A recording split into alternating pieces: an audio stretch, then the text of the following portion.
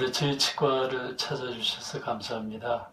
제가 우리 일반적으로 그 신환들한테 설명드리는 그 해골을 가지고 설명드리는 것에 대해서 말씀을 드리겠습니다. 자, 보시고요.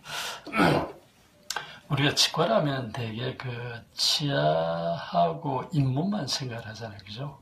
근데 우리가 관심을 가져야 되는 거는 치아가 심겨져 있는 뼈, 머리뼈는 29개로 되어 있습니다. 그러니까 여기 설골이 하나 있는데 설골을 빼고 나면 28개의 뼈가 있는데 귀 속에 또 뼈가 3개씩 있습니다. 그걸 빼고 나면 22개의 뼈가 이렇게 연결이 되어 있는 겁니다. 머리뼈가 한 개로 되어 있는 게 아니라. 아시겠죠?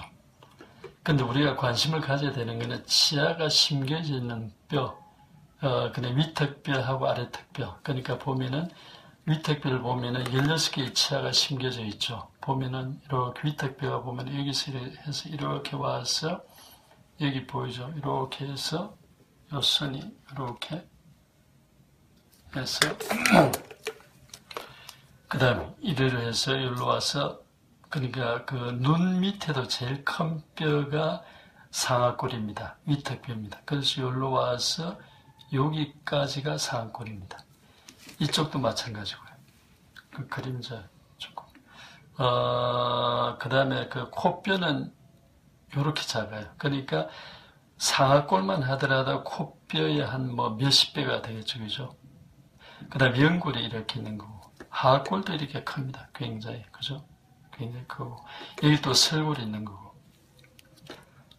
그렇습니다. 그 다음에 위턱뼈를 보면은, 이렇게 하나로 되어 있는 게 아니라 나누어져 있어요. 이렇게. 그죠? 여기도 보면 이렇게 나누어져 있고, 요거는 구개골이고, 여기 상악골입니다. 두 개의 뼈가 이렇게 나누어져 있어 붙어 있는 겁니다.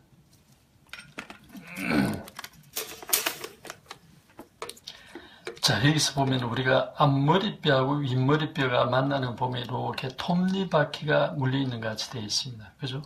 그 다음에 지금 턱 관절을 이루고 있는 이 옆머리뼈, 우리 척두골하고 윗머리뼈가 만나는 걸 보면은 이렇게 비늘이 이렇게 겹쳐져 있는 것 같이 이렇게 만나고 있어요. 그러니까 요 부위가 이렇게 만나고 있기 때문에 턱 관절에 무리가 가면 이 뼈가 미끄러져서 올라가거나 틀어지거나 그럴 가능성이 있는 겁니다. 아시겠죠? 여기서 아까 저기 보면은 요 위턱뼈가 만나는 요 부위가 접평골입니다. 나중에 또 말씀드리겠지만 접평골에는 뇌 하수체가 얹혀져 있어요. 그래 뇌 하수체가 얹혀져 있는 이 접평골이 바로 붙어 있는 겁니다. 여기도 보면은 상악골에도 뭐 이렇게 구멍이 있는데 이 구멍을 통해서 신경 혈관들이 들어가고 나오고 하는 겁니다. 자, 더 중요한 거는 이 머리뼈 아랫부분인데 여기 구멍이 굉장히 많아요. 이 많은 구멍을 통해서 신경 혈관들이 들어오고 나오고 그러는 겁니다. 그 중에 대표적인 구멍이 우리가 여기 있는 큰 구멍이 보는 경정맥골인데 이 구멍을 통해서 뇌신경 9번, 10번, 11번 그 다음 뇌경정맥이 지나갑니다. 그 중에 뇌신경 10번은 우리가 미주신경이라서 대표적인 부교감신경입니다. 그 미주신경은 심장, 간, 허파 이런 데 대부분 다 분포하고 있는 신경인데 우리가 위궤양이 심해가지고 수술을 할 때는 약으로 안 되면 수술하게 되는데 수술을 할 때는 그 미주신경을 자릅니다. 그러니까 조금 증상이 약할 때는 조금 자르고 심한 경우에는 다 자르기도 합니다. 아시겠죠? 그만큼 중요한 신경입니다. 그리고 일로 지나가는 뇌경정맥은 뇌 속에 있는 머릿속에 있는 혈액이 한 70% 정도가 이리로 나와서 그 심장으로 갑니다. 아시겠죠? 근데 이 지금 아까 이야기한 것 같이 이 구멍은 뒷머리뼈하고 옆머리뼈가 만나는 그 경계선이 있습니다.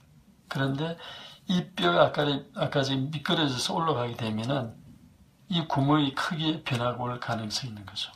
그러면 일로 지나가는 신경이나 혈관이 영향을 받을 가능성이 있는 겁니다. 그럼 굉장히 복잡해지는 거죠. 아시겠죠? 그 다음 여기도 보면 우리의 턱 관절을 이루고 있는 건 여기는 보면 여기 디스크가 이렇게 있고 소리가 우리가 딱딱 나는 거는 디스크가 빠졌다 들어갔다는 겁니다. 근데 그 디스크에는 인대가 붙어 있는데 그 디스크에 붙어 있는 인대하고 그 다음에 이 주위에는 인대의 일부가 여기 보면 구멍이 있습니다. 두 개의 뼈가 만들어져서 형성된 구멍이 있는데 이후에 페트로팀파닉 피슈랍니다. 이 책에도 다 나와 있어요. 그 구멍을 통해서 들어가면은 귀 속에는 우리가 스테이프스, 인쿠스, 말레우스라고 세 개의 그 뼈가 있는데 그중에 우리가 말레우스 본이 우리말로는 망치뼈입니다. 그 망치뼈에 붙어 있어요. 근데 그 망치뼈는 고막일에 붙어 있거든요.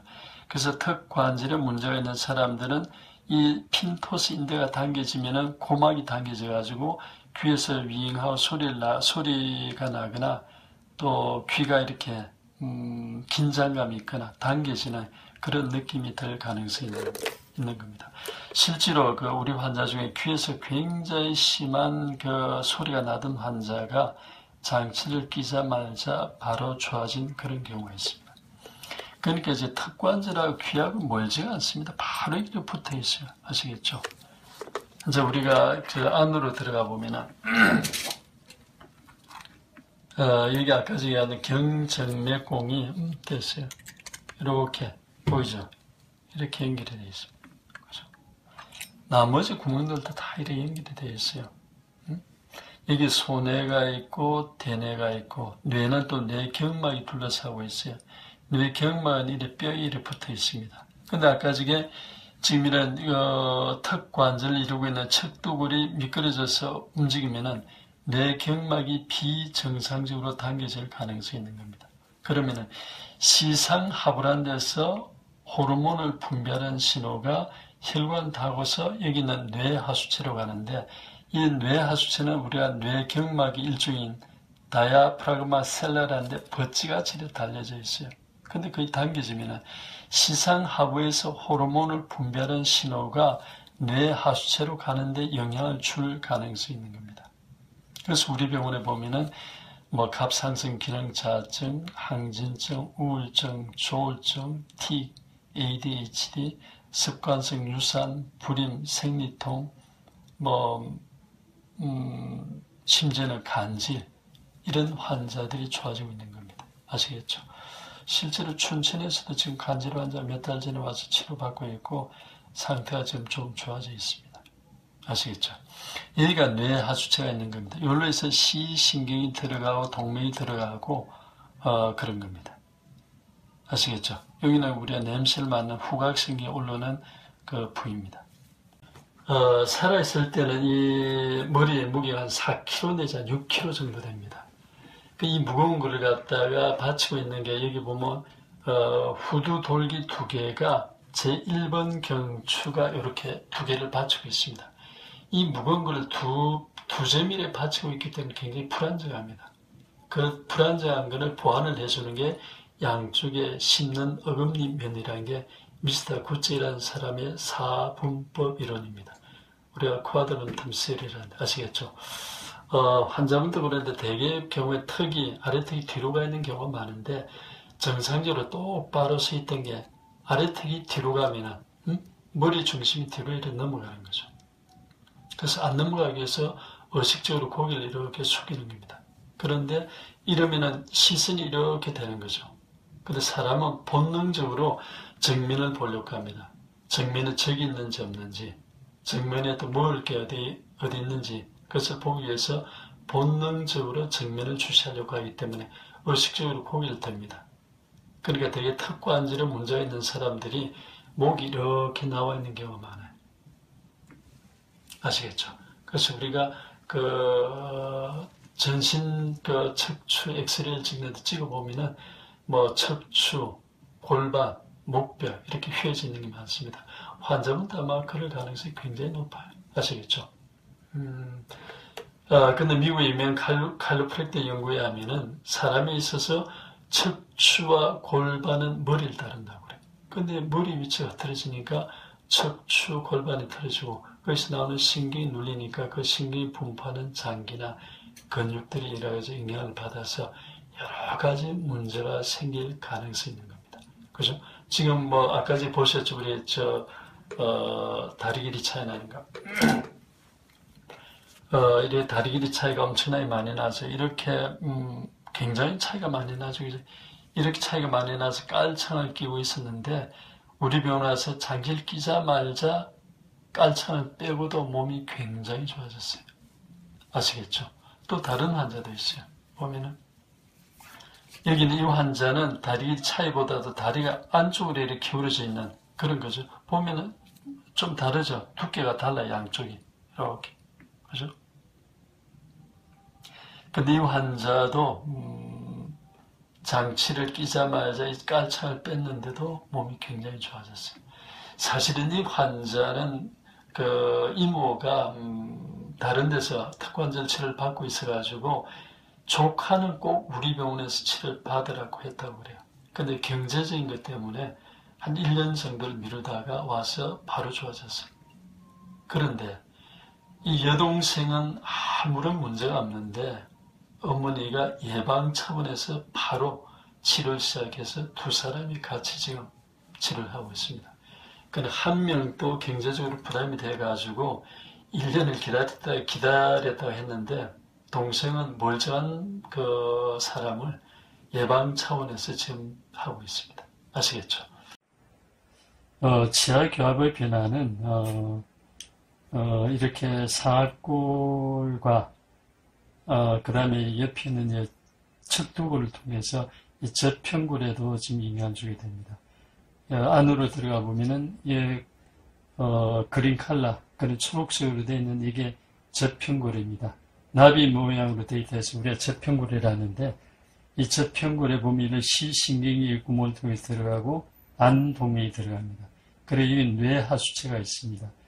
그렇기 때문에 치아 교합의 변화는 저평골을 통해서 지금 갑상선 기능 자증, 항진증, 우울증, 조울증, ADHD, 습관성 유산, 생리통, 불임, 그 다음에 심전의 간질, 그 다음에 정신분열증 환자도 지금 우리가 치료하고 있는데 약을 끊고서도 많이 좋아져 있습니다.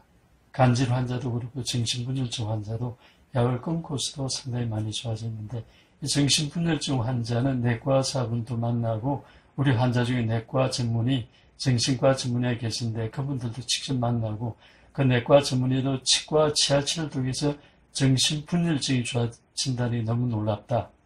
그 다음에 정신과 전문의께서는 치아 교합을 통해서 정신분열증도 좋아질 수 있다고 그 환자한테 직접 말씀을 해주셨습니다. 그래서 치아 교합의 변화는 지금 여러 가지 경로를 통해서 심신의 건강에 많은 영향을 줄 수가 있습니다.